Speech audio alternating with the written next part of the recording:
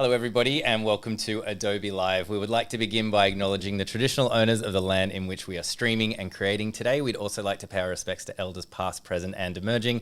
My name is Flynn, I'm hosting today. We've got an awesome show for you. We are live, we're live for the next hour. So if you've got any questions, if you want to say hello, we're live on Behance and we are live on YouTube. Let's introduce our guest for today, Ben Eblen. I am so excited to have you back. How are you doing, my friend? Hey man, good. How you doing? I'm good, thank you. I've noticed that they've got more accessories behind you than you had last time. Oh, I've been yeah. noticing you've been doing like clay sculpting and things like that. Yep. I've seen some snippets of that on your YouTube. That's awesome. Yep. Give me 2 secs. Stuff like this. Like this guy. That's So awesome. Yeah. doing that kind of stuff. So yeah, having a bunch of fun with it. It's helps a lot with this 2D stuff as well. Like Yep. just with drawing and painting and that sort of stuff. So yeah, it's a new passion of mine. That's so cool. I absolutely love it. So hello everybody that's in chat. As I was saying before, if you've got any questions or want to say hi to Ben, let us know in chat as we're going along. If you don't know, I mean, maybe Ben, you can do an intro, but I just noticed, I was just always like to check out what our guests that are coming on have been up to lately before the show. Yeah. And I was enthralled by this video that you did. Johanna, you're going to have to plug it in the chat. About line work, and it's always surprising to me when something pops up that I feel like I should know, but I didn't know. And we'll talk about it a little bit in here. It's only the second video you've done on YouTube. It just kind of goes crazy. Like these videos that you've only done two, and they've gone like wild. You must spend a lot of time on these videos. Oh yeah. Yeah. Some may say too much Beautiful. time. Yeah. But no, I appreciate it, man. No, it's a lot of fun. And yeah, no, it's been crazy the views that it's been getting. So no, I appreciate the kind words on it.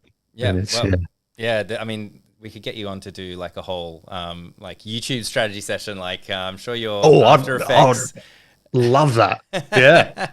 No, that'd be awesome. After Effects and or Premiere Pro or your editing skills those are the two pillars of yeah making those videos. So yeah, 100%. Oh mate, well, we'll chat about that later. Let's get on to what we're doing today. We'll get distracted again. So I kind of pitched this idea to you just because it was top of mind at me, top of my mind. I've got a pretty good track record now of asking artists to do content that I'm just super passionate about. Love it. A game called Baldur's Gate 3 is coming out in 11 days, but who's counting? It's based on Dungeons and Dragons, and so there's so many interesting characters. One of the main characters in this, or a bit of an antagonist, is a mind flayer. I was like, hey Ben, what do you think about maybe we base the stream we're doing next week on this? You're a legend, and you said yes. You're not familiar with D&D and all, which I think makes this even more fun. Except for the crash course you got from Johanna just before the stream. So I don't know, where should we take it from here? Should we check out your desktop? You want to kind of talk about what you thought when I kind of pitched this idea to you? Yeah, definitely. Yeah, We'll do both. Throw us to the desktop. Throw us a chorus. Let's go. Cool. These are awesome, just as is. I love this. Cool. So we can see the desktop. Yeah, everything's Yes. all. Yep. Yeah, we can see it. Yep. Sweet. So yeah, what is it? The mind flayer. Right. So I've got no idea about this guy or girl or thing or whatever. What I saw was squid octopus dude. Yep. That was pretty accurate. That was the main thing. So these were just some little sketches before the stream, just to sort of get familiar with the shapes and that kind of thing.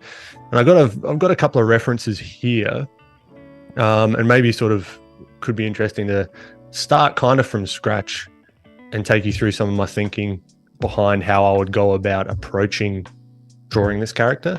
Yeah. That sounds good. Yeah, absolutely. I love the reference that you have on the side. You've obviously gone and seen, well, what do these look like?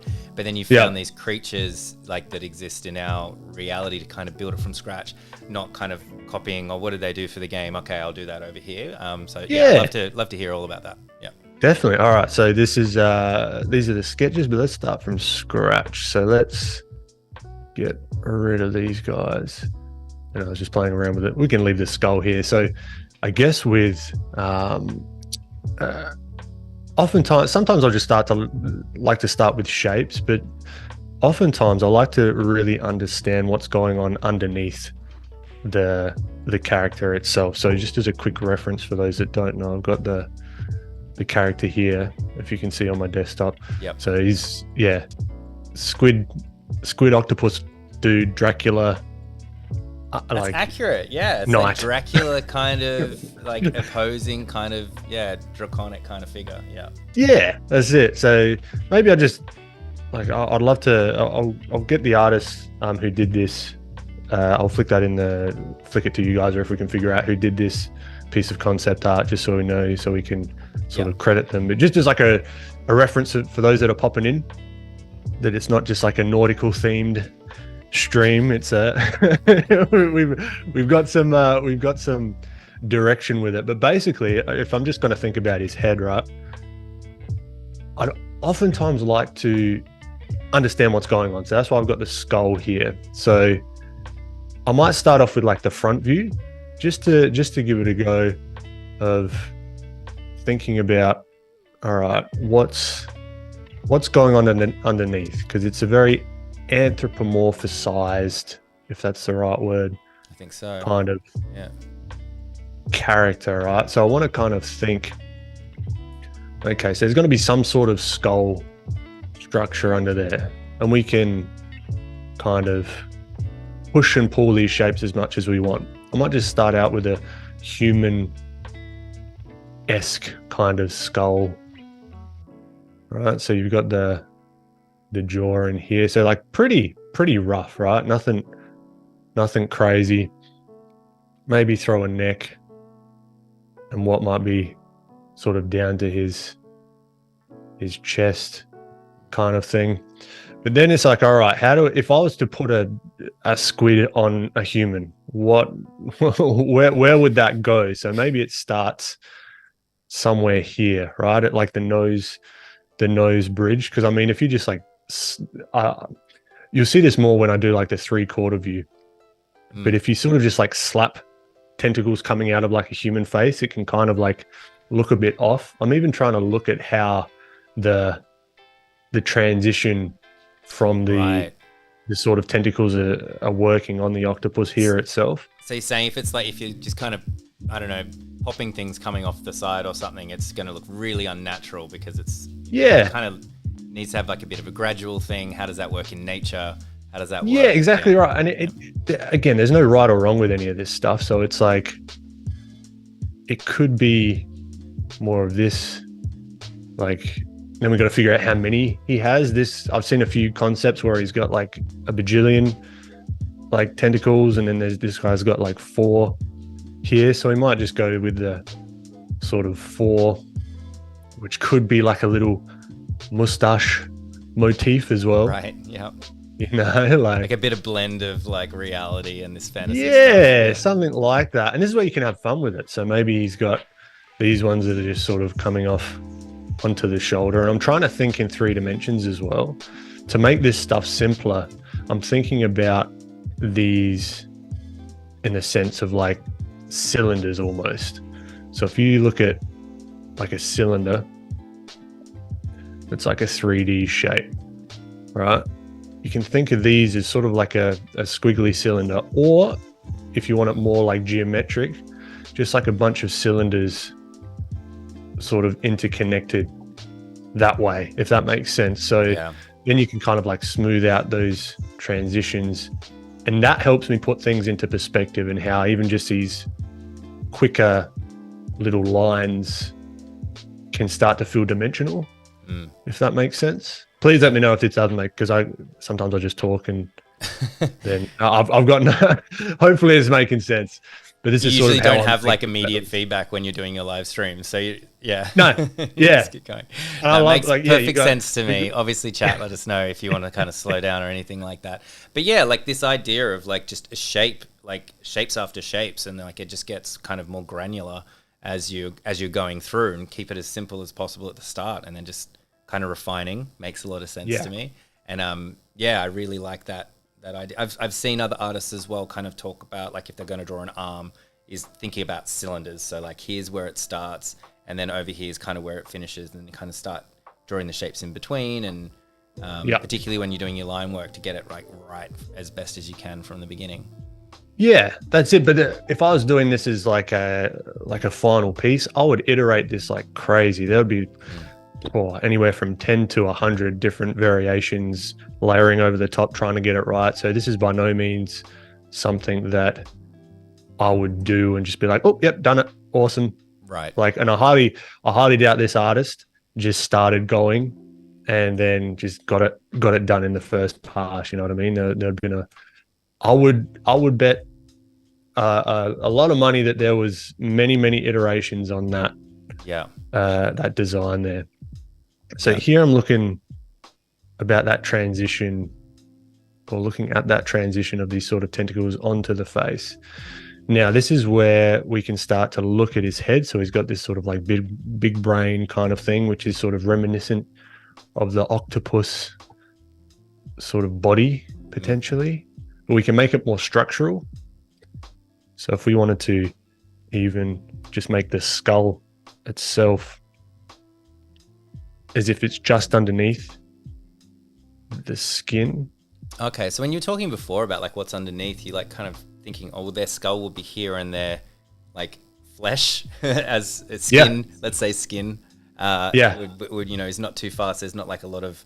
So you're thinking about like the material that's between like the skeleton, it's like the scaffolding of the creature.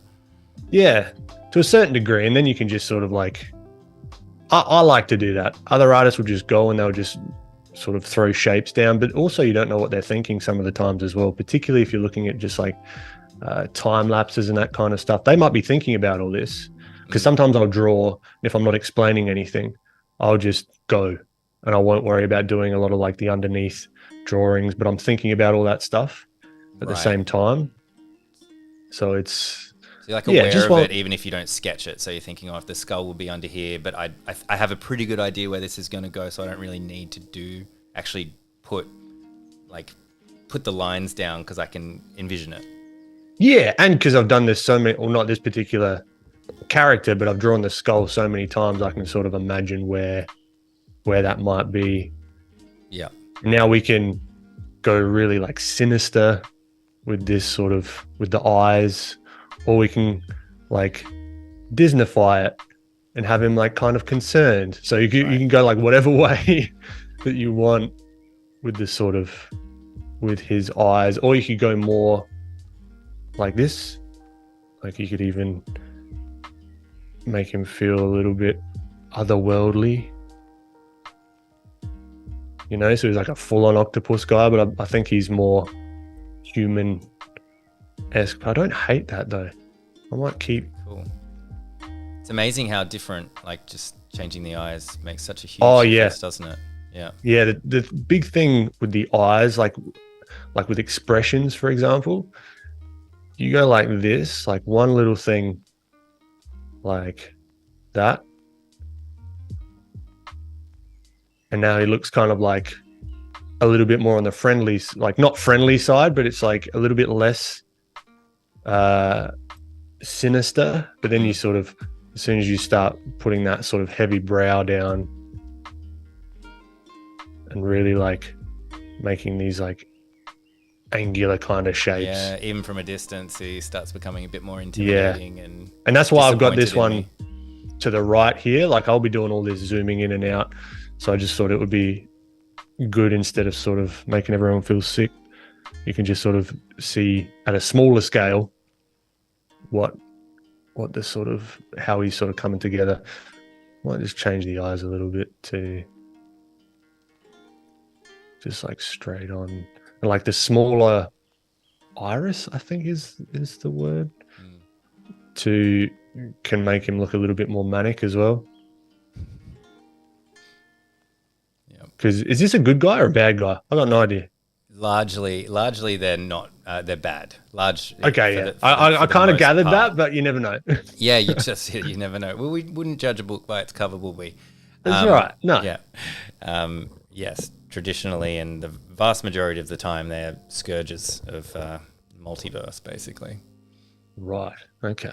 And my mic's a little crackly today. I don't know what's going on with it. I don't want to mess with it too much. Just apologies for that. So cool. So now we've got like a base idea, I guess, of the design. of the character. So let's see if we can draw the sort of 3/4 view. Johanna has informed me that they are lawful evil. Thank you. Okay. Well, I know nothing about them, so we could make them kind by the end of this stream or by the end of tomorrow. You never know. The other side that you don't see in all the splash art and that kind of thing when they're home alone and they're just like, oh, no one gets me. Yeah, exactly. All right. So it's cool to have sort of a reference of that front view, particularly like if I was to continue that idea of the skull just to begin with, just gives me a good idea of where that human, I guess that anthropomorphic under stuff is, right? Tentacles are going to cover all of this, but just to have an idea, let's move this over just a little bit. Yeah, cool. Nice. And this brush as well, because I almost guarantee people will be asking about the brush. I think it's called the Badass Ink Brush by Kyle Webster, which is free. It comes with Photoshop. Nice. In his mega pack. And I've just fallen in love with this one. It's fantastic. For sketching, like for this part of the process? Yeah. Yeah. And even inking, like you can get some final sort of like inks, pun fully intended with the squid scene, with this one as well. So let's have a look here. So if we think about the neck coming down, then maybe that kind of thing, something like that. So we've got the base, our sort of scaffolding, I guess you could call it. Now this is where this comes in handy, that transition. So if we think about like the center line coming down off of the face, right, we can start to see, and we can put some like sort of guide lines of where we want the tentacles to sort of come down to. So maybe they come down like that. Is that because you can get like a pretty good flow just by kind of just doing that multiple times until something feels right? Yeah, that's it. And then you can always come over the top of it. There's no rules to any of this stuff. And he's got a big, let's scale this down a tad. So he's got like a big head. So maybe this actually comes back more like this, but we're still thinking in 3 dimensions here. So he's got this big tentacle mustache kind of thing. I like that sort of webbing that's down here. And then we can just sort of maybe have his other tentacles. Let's move him out of the way. Whoop.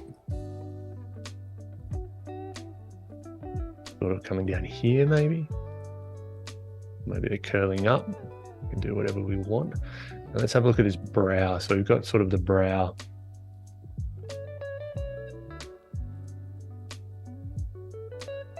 Here, and he's sort of, we've got his sinister look at the moment. This guy is kind of reminding me of this particular one at the moment. Jamie from Mythbusters. Put the little glasses on him. Oh, wow. I think it's just the mustache. I totally see it. It's the walrus-like mustache, isn't it? Yeah, that's it. Is like really, yeah. That's great. It's like a deep cut to your video because I really liked it. You had a reference of you have to remind me what the sort of quote was and the thought piece around it. But the other guy from Mythbusters, Adam. I saw him at the airport once. Yeah, and then I was like, is that Adam Savage? And then, but it was one of those times where you're like standing in the line. It was in LA. Yep. So of course, and I was like standing that long line. I was standing right next to him and I'm like, if I say, hey man, I really like you, you're Adam Savage, like how you doing? Everyone's going to recognize him and he's going to have a bad time. And so I just didn't. So I left him alone. I left him alone. Look at that. That's the move. He probably gets it all the time. Yeah. Because he was kind of keeping it a bit incognito, but he had like like not a Kubra hat, but he had a big hat on, so he was obviously trying not to get noticed. But I'm like, that's 100% Adam Savage, like definitely him. Yeah. Anyway, that's cool. But back to the quote, which I really like, because I really like it when we can kind of take things that he's like an inventor, like a tinkerer, right? A scientist, and taking something like that and applying it to the creative process. So could you give us a bit of an insight into that? Yeah. So the video that I saw, he was actually talking about gauge blocks, which I think from memory is just like they're basically something that they use to get really, really accurate measurements of things.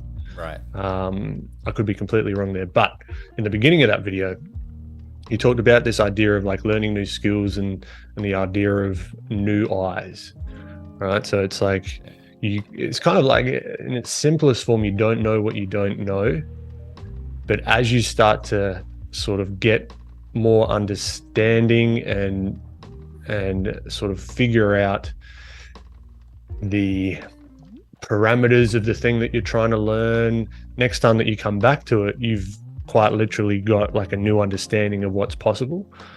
And that just continues to happen, like with everything ongoing forever, basically. And it's the best feeling when you start to get sort of just those new eyes, essentially, with new skills. And it's what keeps the interest for me. Yeah. All the time. Like with everything, almost on a daily basis, I'm kind of getting new eyes with all sorts of stuff. But yes, I thought it was just like a really cool way of putting like learning new skills. Yeah, I think it's great, and it also helps you kind of understand that that first couple of 100 hours or something, it helps you remind you that it's okay not to be able to pick this up and just I think the example was a guitar, and it was and play like Jimi Hendrix, right? Like it's totally fine and normal, and you shouldn't be able to do that soon, and just to put the hours in and all that sort of But for some reason, I don't know about you, but for some reason I do get frustrated, and it's almost like I expect myself to know this stuff. Yeah, totally.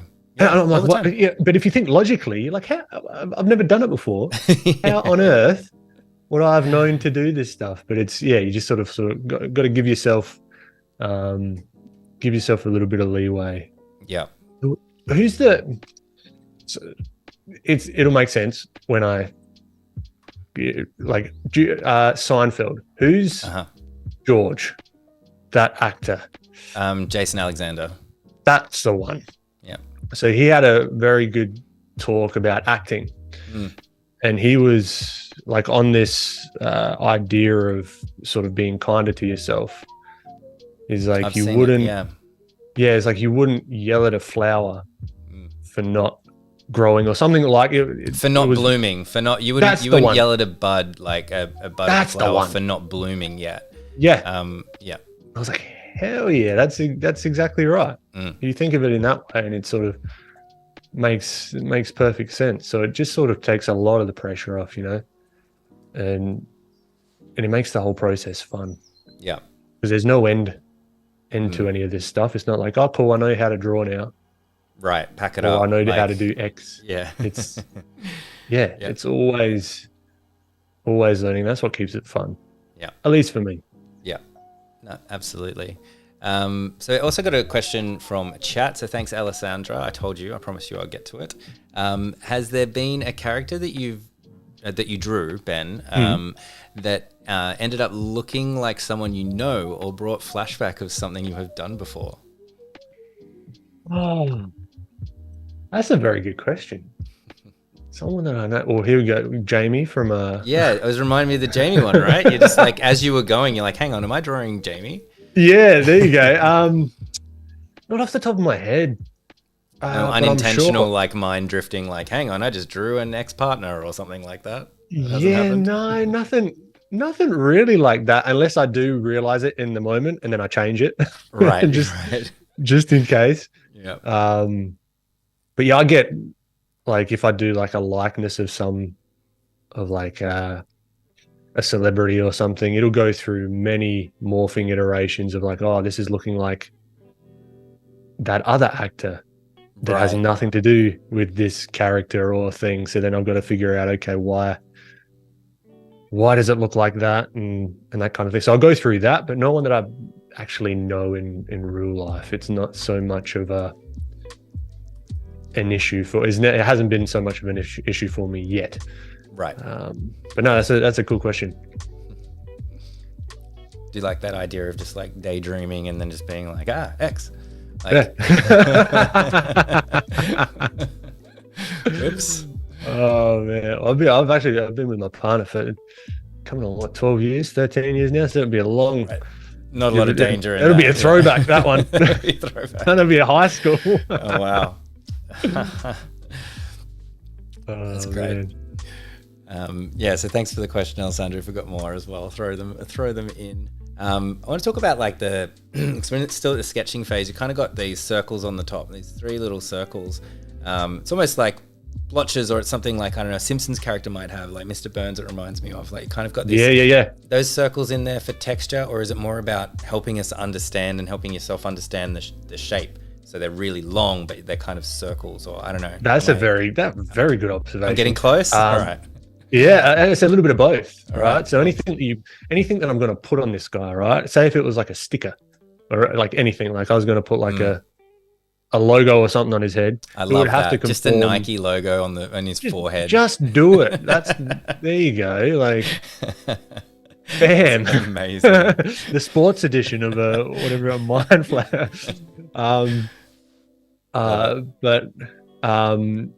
So it's got to conform to this 3D shape. So these were just, I don't know, just some sort of texture kind of thing, getting a little bit of inspiration from here. So you've got this sort of ellipse or circle kind of thing. If I was just to draw it flat, it kind of wouldn't, it would look like a thing coming off of his head, or it just wouldn't really fit on the form itself. So if it was sort of down here on his eye, and say he had like a scar or something, let's say, if I just drew the scar like down his eye, that's kind of cool, right? But if I wanted to really sort of sell that this is a part of his face and sort of structure, and I'd wrap around. And you're kind of exaggerating it a bit there as well, right? Like it's really kind of in and out, and the lines are thicker in the middles, you know. And depending on the view, so if this scar, for example, was on the outer side, you might not see all of it, so it might actually sort of pop out that way around his head as well. So it's kind of, that's a cool way to actually add texture and that kind of thing. So if we wanted to give him kind of like, I don't know, like tribal war paint or that kind of thing, I would use that thinking in 3D to just sort of throw it on top of him. Yeah. But no, that's a really good observation, and that's kind of like the core of everything that I'm doing here, whether it's on his head, on like here. So I think he's got like shield, like armor of sorts, at least in this concept here. Right, same deal. Like some shoulder pads going on. There you go. Yeah, maybe he's got like a business suit on from like why not? the 70s with those like big shoulder pads. But yeah, so same thing, whether it's a decal or a scratch or whatever, or if it's another form that I'm going to put. So say if this was like layered, for example, you've got like that bottom layer of armor, let's say, and then you got these like sort of scalloped layers on top of it. They're going to conform to that sort of original shape, if that makes sense. Yeah. And that's what I'm thinking with basically everything, even the tentacles here, right? Doing those little wrapping lines. These might not be like, if I was going to paint this up, they might not be in the final, but it still just helps me see, like I might want to extend these tentacles just a little bit more, make them a little bit more gnarly. Right, so to do that, I've got to think about, okay, that's gonna sort of wrap around here, and then maybe we start to see the bottom the underside of them, and they sort of come back around, kind of thing. And that's how you can start to really get some more, to use a buzzword, dynamic kind of poses, or whatever you want to call it. One cool tip, if you want your stuff to look a little bit more 3D, is to use like the Z axis, meaning sort of coming towards or away from the character, or put things behind. So instead of, what I could have done is just have these tentacles come straight down, right? Which is okay, nothing wrong with that. It actually looks kind of cool. But if we wanted to really make it, like if he was about to, I don't know, because I used to go, I still do go squidding, like with my dad. And right when the squid's about to get, so if we draw like a little squid head here, and like say there's like a little fish, right when the squid's about to attack, they'll like really like put their tentacles like outwards. And like it looks real, like I feel sorry for the fish because it's bloody sinister as any, he doesn't know what's going on there, but it's like, and then these things just shoot out and then grab it, right? So if I wanted to do something like here, like if he's about to attack or he's angry, because this is more of a anthropomorphized kind of character, we can have these come kind of like towards us and outwards, and then away from us and outwards, and then we can think about the wrapping lines. Thinking a little bit more of it like a photograph or cinema or something, right? Like if the viewer is here, they're at this certain distance, the tentacles will get a little bit bigger, so there's like a focal length that you're it's a lot to do with camera, because I mean if this was exactly what you said, if this was like a photo or a video of this guy, you wouldn't be able to see it without that camera.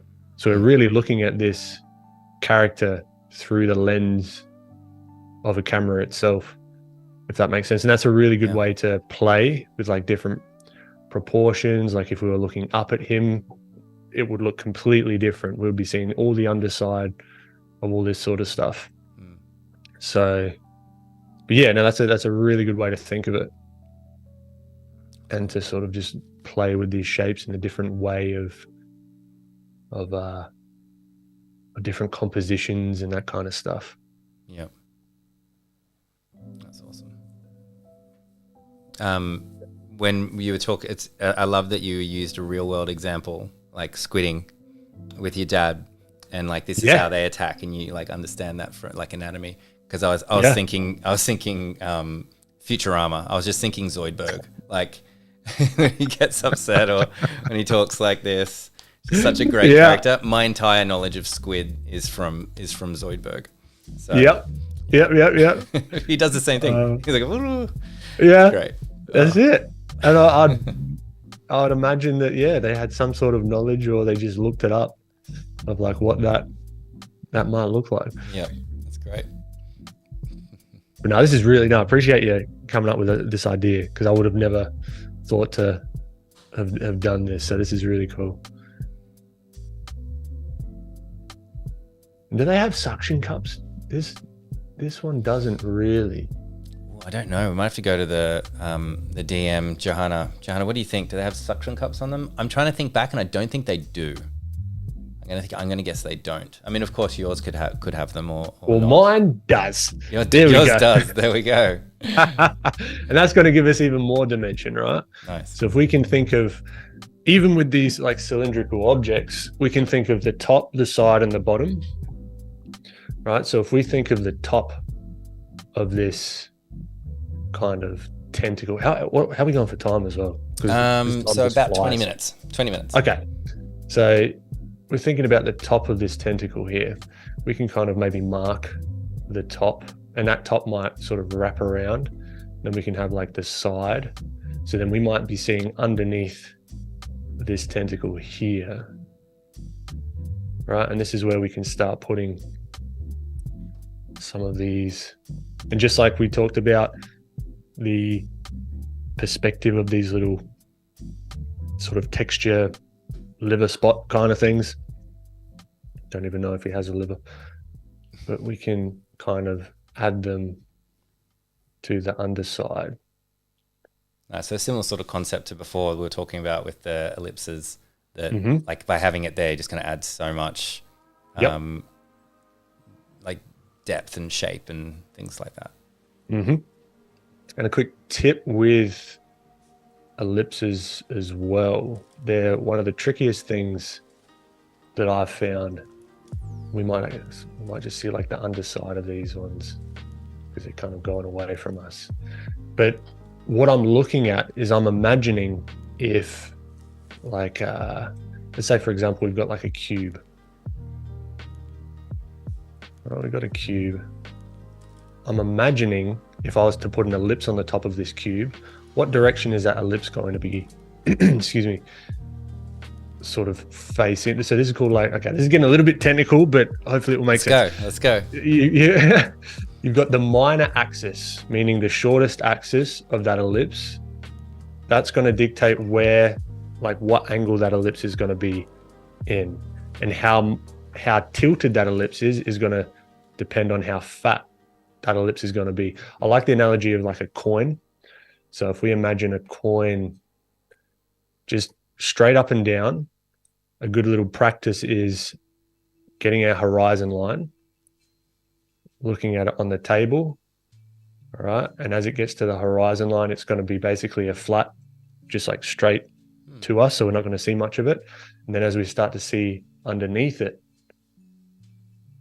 you can start to see that gives it dimension, and then you can start adding, like, make it look like coins themselves. So if we take this principle here, and I've got to think, okay, what direction is this cylinder going in, right? If we got the underside, then I can kind of figure out, okay, those suction cups are going to be poking out. Like even if you put like little toothpicks on each of those suction cups, right? That's a good way that we could think about, all right, what direction are they going to be in? That's then your minor axis.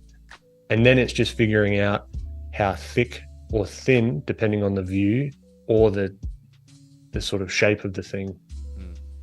That's awesome. Itself. Right. So that's just like a little quick tip for the art nerds out there. That's awesome. I really like that. Sort of helped me. That's great. Because obviously, like, you're doing a lot of that sort of stuff instinctively. There's a lot of practice and experience and stuff like that going on. Like we were talking about before, you might see an artist drawing and you're just like, how'd they get that right? But there's all that knowledge and experience in the background that they might not be drawing it, but they might be thinking of, I'm sure they're thinking of lots and lots of different things at once. But it's great, things like that, of course, to understand the fundamentals of it. But also when you get stuck, you're like, why isn't this right? Why can't I quite get this right? You can kind of slow down that little bit, right? And just focus on it. The answers are in there somewhere. It's getting stuck is going to happen, and it happens all the time. And that's really my love for fundamentals, is because they're tools that you can use to like pry yourself out of like a bad situation. It's because you're like, oh, it's not looking right. And then it's just a checklist to go back through and say, okay, is my or are my 3D forms feeling right? Are the minor axes making sense and all that sort of stuff? So fundamentals are really, really fun. I'll just sit and draw cubes and cylinders all day, and I'd be happy to a certain degree. I get that. Of it, but just you in a white room in your 90s, just drawing cubes. Yeah, just like just on the walls, just making shapes. Oh man. That's great. Yeah, now just because I got that silhouette here of that. So this is like the Dracula-esque kind of motif, I guess you could say. We could even make him more squid-like if we wanted to, and add like those little wings. Oh yeah. Looking at the squid here, so that could be another. This is going way off the canon of what this guy is, but great. That's fine. So we can sort of. There are infinite universes, so anything could be true. We'll there you go. Keep it at that. The old Marvel get out of jail free card.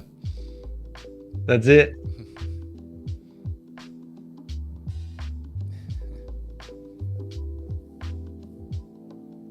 yeah, no, now I'm just, and then what we can do with these is we can sort of knock this back. Now we've got our sort of sketch down, then we can really refine our thinking and start to think, all right, this brow might be a little bit larger, sort of duck in, duck out, and really just refine these lines with the same brush. And it's just a matter of going through. And just like with the ellipses on the suction cups, I'm thinking about this with the direction of the eyes as well, right? Because if I wanted the eyes to look off in a different direction, so if I wanted him looking over here at like a little fish or something, what direction is that fish? Cool, let's sort of poke those toothpicks into imagining where the eyes would be looking, and that's how you can sort of get them looking fairly accurately. That's awesome. I love that. That's so cool. I love that you drew the fish. That's great. Yeah. Just as a little, that's what he's focusing on. That's awesome. He's kind of annoying. It's a great idea. Yeah, it's really cool. It reminds me quite a lot of like the first artist that kind of came on and was talking about shadow, and they just drew a sun in the top left corner of their artwork, and I was like, yeah, that makes so much sense. That's great. Yeah. Just like, as a reference, because you'll get lost. Reference? Yeah. Yeah, because I'll be zooming in and out, and then you're lost, and then one eye's going off in another direction, and you're like, what's going? And then he looks kind of like a bit crazy. Yeah, a bit cross-eyed there. Yeah. Yeah. Maybe there's two fish. Maybe that's his skill. But then we've got to put the fish here, and then he's sort of looking off. Oh my gosh, that's it. Send it to print in that direction. It's great. That's thinking, have fun with this stuff. Like I used to get so stressed with all of this stuff. It's got to look good. It's got to look right, and da da da da. And as soon as I kind of let go of a lot of that stuff and just started to play and have fun with it, that's where a lot of my learnings came from. Yeah, not being so serious with it, and really just having a bunch of fun. That's awesome. It's all just play, man. Yeah, it's all just play. Speaking of which, in reference, you referenced three artists in that video, but just you don't have to mention these three. But just based on that, is there anyone in particular that you look up to when you're talking about like reference, or anyone that you suggest people kind of check out? It's always great just to get a couple of name drops on Adobe Live for us to kind of learn from as well. Definitely. From the line work perspective, I particularly like Jin Kim and Shiyun Kim. So if you just throw their names into Pinterest, you'll get Big Hero 6, you'll get Moana, you'll get like all Disney stuff, but it's all line work. So it's like the original kind of concepts, and the life that they're able to put into such simple line work is amazing. So I highly recommend, like just purely because we're doing line work here and it's kind of top of mind as of late. Those two are absolutely fantastic. Also, I mentioned Loish as well. She's got some beautiful line work. She uses a lot of shadows and like really nice, like deep shadows in her work to really separate the, like whether it be an arm or like a head and that kind of thing. So if you start to look at her work, and it shows through in her paintings as well, which is really cool. So everyone know, most people would know about Loish, but yeah, Jin Kim and Shiyun Kim, highly recommend. It's funny you mentioned Loish because I'd never seen her work before, but then I'm doing never, and I discovered her work for the first time, which is crazy, right? And I was trying to get her to work on something with us, but it was super cool, and I was just like, oh my god, like absolutely incredible, like fantastic beautiful work. Stuff. It always blows my mind when there's just someone that I just have never discovered before, and it's like, how do I have this black spot in my algorithm that like it just hasn't come up before? Isn't it? Yeah Always blown away. And Jin Kim, even so, that would be like a massive like blind spot, because he doesn't have any socials that I've seen as well, so you've got to sort of like go hunting for his work. But recommend go checking out those three. That's awesome. For line work and that sort of stuff. yeah, just cleaning up some of these shapes, and as I go, I'll knock this back just using the opacity slider, and then I start to get a clearer picture of sort of where these shapes that I've put down, if they're making sense. Do they sort of fit the character and that sort of stuff.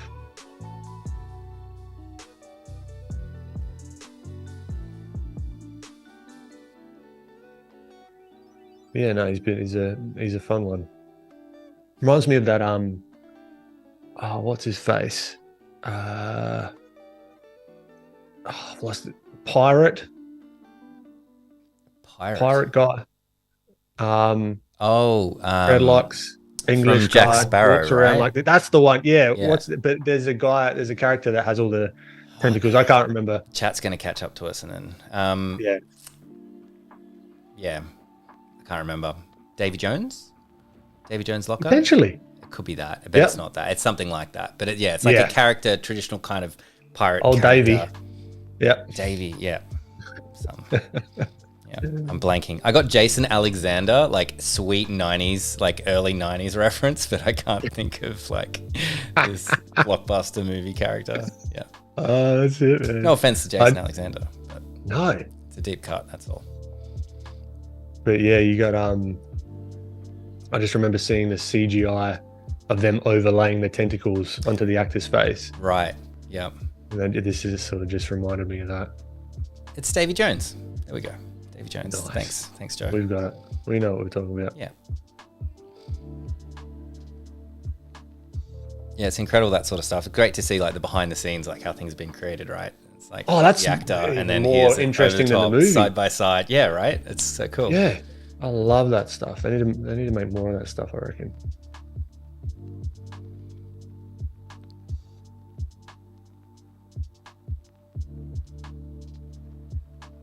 And even like, because the squid has, so you've got these two, like these outer tentacles, but there's these like little ones that come in and they're like little arms. Right. Like that, which then reminds me of that Pokemon. So there's all sorts of references. Oh yeah, like Tentacle. That's the one. Yeah. So then, I'm knocking it out of the park with the references today. I got to say, I'm usually terrible. It's great. I mean, I couldn't get Jack Sparrow. I said guy that walks like this. I couldn't. Hey, I got it. Hey, man, you gotta concentrate on the drawing. It's all right. Yeah, that's it. Yeah. That's awesome. Yeah, that's definitely a skill I've sort of developed over time. It didn't come naturally. It's like drawing and talking. It is a skill for sure. Yeah. It's a tricky one, but it's fun. Sort of verbalizing what you're thinking about. Because oftentimes it's you're kind of context switching constantly. Yeah. So then it's and when I do my streams, it's sometimes I'll just be big spans of time where I'm just silent, and then I remember. Right. I'm like, oh. You're like, oh, hey everyone. Yeah, you got to make sure you like don't like pick your nose or anything, right? Like, there's no nasty habit biting your nails or anything that you mustn't, because otherwise. Hands are down here. No, they're focused on the drawing. You'd have to, you'd have to kick any of those habits. Thing. Yeah, sorry, go on. Like, I don't know about you, but just like, letting everyone into kind of your space. Yeah. If you've not done it before, it's a weird thing. It's very weird. Yeah. Like, you do get used to it though, right? Yeah. Just like clothes laying around, like, no, okay, it's all, yep, all right. Yeah. Have a quick scan before every stream for sure. Yep. Definitely. And just to let you know, for time, we've got about 6 minutes left until we'll need to sort of sign off. I know that's very specific, but that's as much as we have with you today. We will be back, so if you're catching the end of us, you've made it this far, we'll be back with Ben tomorrow. And the fantastic Johanna is going to host for us. So I'll be in chat. Johanna's going to nerd out with Ben. And beautiful. So if there's any D&D related questions, she'll be the one to answer for sure.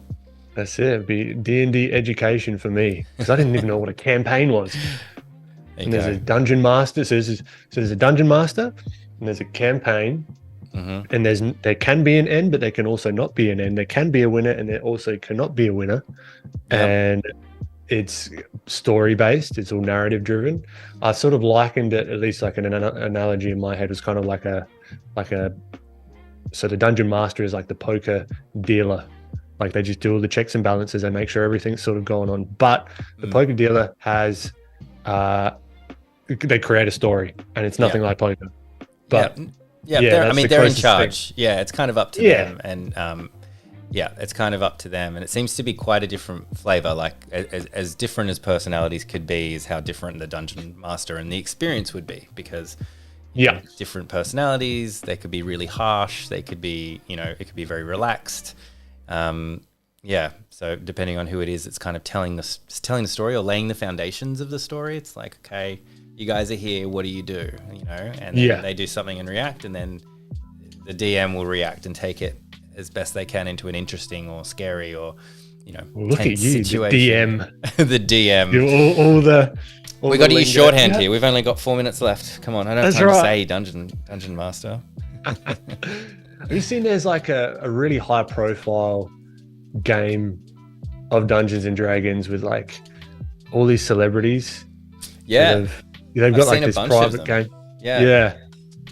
I think there's been quite a lot of famous people on the Critical Role one, which I've been on, because they're all voice actors. They're all like live in LA, and they're all like, a lot of them are quite like very famous in their own right, and are in movies, and they do a lot of the animation voiceovers as well. So it might be like The Rock, and this doesn't exist, but like might be like The Rock or Charlize Theron or something, but they'll be doing the other characters or something. So they're friends with a lot of those folks, or they at least have contacts with them, right? And it's quite funny. Every now and then, like a guest person will come on, and they'll just be on for that like episode as some sort of special character. That's quite fun. That's nuts. Yeah, there you go. Whole new world. Yeah, that's it. Don't want to get too into it. I don't know. It's a whole nother thing. The next stream of like, sorry, man, I've got a new hobby. That's it. Well, it took me, I think 3.5 years of listening to this podcast to finish the campaign, and I've only ever done it once. They've got 3 of them, and I've only gone through 1, and that was a Critical Role campaign 2. But yeah, that's how long it took me. That's a podcast? That's a podcast, yeah. So the episodes go for about 4 hours, and I think there's like obviously a couple of hundred of them.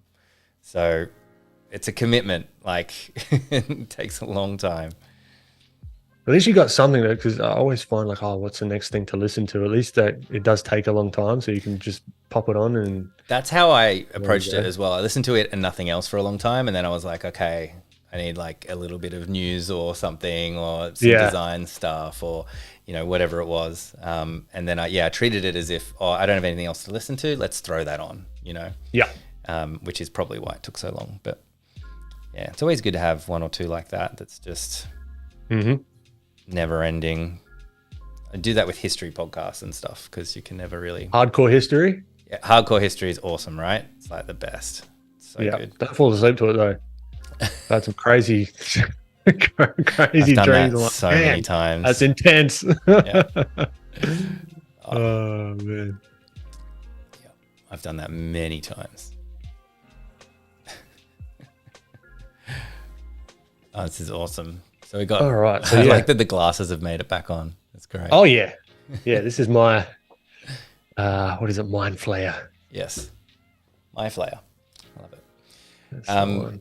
Well, we are just about out of time. So do you want to give tomorrow a bit of a plug, like where you want to take it tomorrow? We're just going to pick up where we left off.